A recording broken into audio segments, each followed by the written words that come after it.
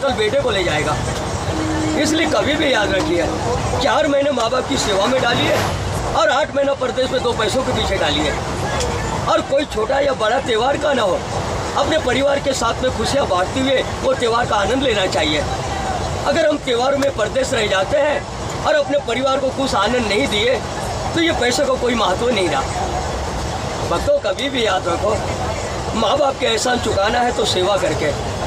हर महीना आपने यही पैसा 10-10 हज़ार रुपये माँ बाप के लिए भी भेजा तो इसमें आपको पुण्य का भागीदारी नहीं बनना पड़ेगा, क्योंकि माँ बाप ने जितनी दौलत तुम्हारे परवरिश में बर्बाद की ना, उससे पाओ सभी दौलत तुम माँ बाप के लिए नहीं बर्बाद कर पाओगे। आने वाले युग में यही पैसा तुम अपने बेटा बेटी के पढ़ाई में डालोगे, उनके परवरिश में डालोगे, और वास्तव में डालना चाहिए बेटा बेटी, क्योंकि कल हमारे बुढ़ापे का सहारा है। आज उनको हम पैसे का झाड़ बनाते हैं तो बुढ़ापे में वो हमारा कंधे से कंधा लेके खड़ा रहेगा। और कभी हमारे ऐसे भक्त लोग हैं, भाई बंधु हैं, 5 से लेके 10-10 गोई की पूड़ियाँ मुँह में चबा चबा पे एक दिन में 10 पूड़ी कहाँ जाए तो पता भी नहीं लगता। एक दिन का 100 रुपया, 1 महीने के 3,000 और 12 महीने में 36,000 रुपया। 36,000 रुपये तुमने गोवा पूड़ी के पीछे बर्बाद किया, क्या मिला? पहलवान बने? नहीं बने। अगर यही 36,000 रुपये तुम अपने बेटा बेटी के पढ़ाई में डालते तो कल वो एक अच्छे नागरिक बनते। हाँ, जिसको अच्छा बनाना है उसको कभी हम अच्छे नहीं बनाते, हम अपने शौक को ही आगे ले जाते हैं और ये शौक के पीछे ही हम बर्बाद हो जाते हैं। तो भक्तों, दारू कभी किसी की हुई नहीं। दारू पीने वाला जब मॉल से गुजरे ना तो लोग बात क्या बोलते, देखो शराबी आ रहा है। 100 रुपये की दारू तो सोता पिया और सोता बदनाम हो गया। इसलिए भक्तों, प्रतिदिन लक्ष्य साबुन से शरीर को घस घस के धोया भी, पर लगा हुआ दाग कभी ना धो पाया। तो भक्तों, कभी भी याद रखिए, अच्छे कर्मों का फल अच्छा है और बुरे कर्मों का फल बुरा है। इसलिए मानव के जीवन में कर्म, मानव के जीवन में कर्म और भाग, ये दोनों तुम्हारे सामने खड़े हैं।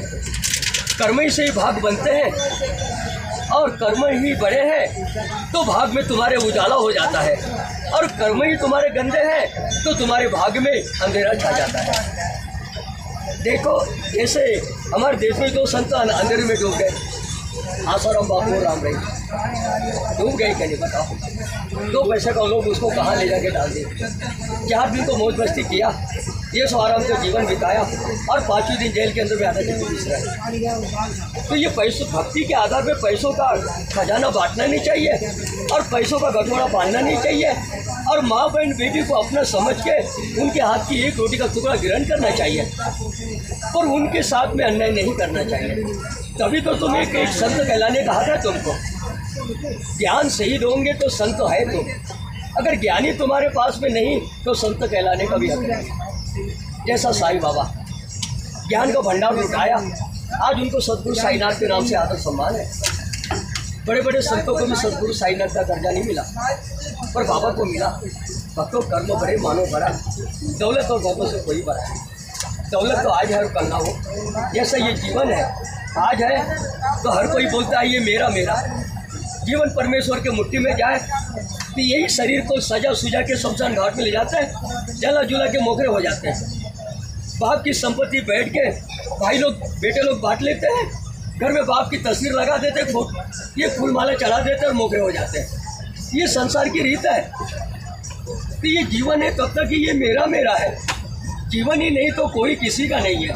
हाँ, इतना जरूर है, मानव के जीवन में कर्म और माँ बाप का नाम, ये कभी भी शरीर को छोड़ते नहीं है। भारत के कोई भी कोने में जाओ, माँ बाप का नाम साथ में है। लाखों की संपत्ति आपके घर में पड़ी है, पर वो संपत्ति को परदेश में कोई नहीं पूछेगा। पर जहाँ भी तुम काम करो, बाप का नाम तुम्हारे नाम के आगे में है। अब ऐसे संपत्ति को तुमने क्या बनाया? घर में चौकीदार, बुरा लग गया क्या? चौकीदार बना के रख दी, खेती बाड़ी देखो, घर देखो। हम परदेश संभालते हैं, जवानी है तब तक परदेश संभालोगे, और मेरे जैसे बूढ़े होंगे तो गांव को संभालने निकलोगे, और जब बूढ़े हो जाओगे गांव में आओगे तो सोच सोच के पागल हो जाओगे। सारी जवानी परदेश में खोया, बुढ़ापे में एक भी पैसा हाथ में नहीं आया। ये हाथों से आया, ये हाथ से किधर गया तो पता ही नहीं लगा। सुबह ही 100 रुपया तोड़ो, शाम को 10 रुपया नहीं बचता। तो पैसा है क्या चीज़? पैसा किसी का मित्र नहीं, किसी का दास नहीं, किसी का भगवान नहीं। भगवान माँ बाप तुम्हारे, हाँ, कर्म तुम्हारी संपत्ति है। इसलिए ऐसी संपत्ति को कभी मेरा बोलना, पर दौलत को कभी मेरा नहीं। हाथों हाथ दौलत का हाथ। अभी देखो ना, हमारे देश में दौलत वालों की कमी नहीं है, एक से एक दौलत वाले हैं, पर कर्मों वाले 100 में से 25-32 कर्मों वाले मिलेंगे, पर हजारों दौलत वाले मिलेंगे। कोई लखपति, करोड़पति, अरबपति मिलेंगे। पर ये संपत्ति है क्या चीज़ जिसके ऊपर में एक नज़र डालो? ये ज्ञान पटेल थे, रूप केड़ के जब उनका सामना साईं बाबा से हुआ तो उन्होंने क्या बोला था? बोले बाबा, मेरे घर में 500 एकड़ ज़मीन है, मैं अपने घर का बहुत बड़ा रईस हूँ।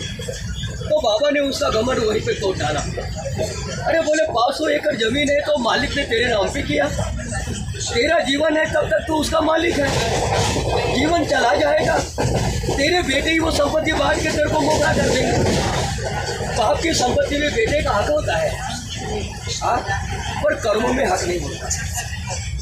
और बेटी ये कैसी शक्ति है? बेटी जब घर में आए तो बाप क्या बोले? मेरे को डुबाने आ गए। बोलता है बाप,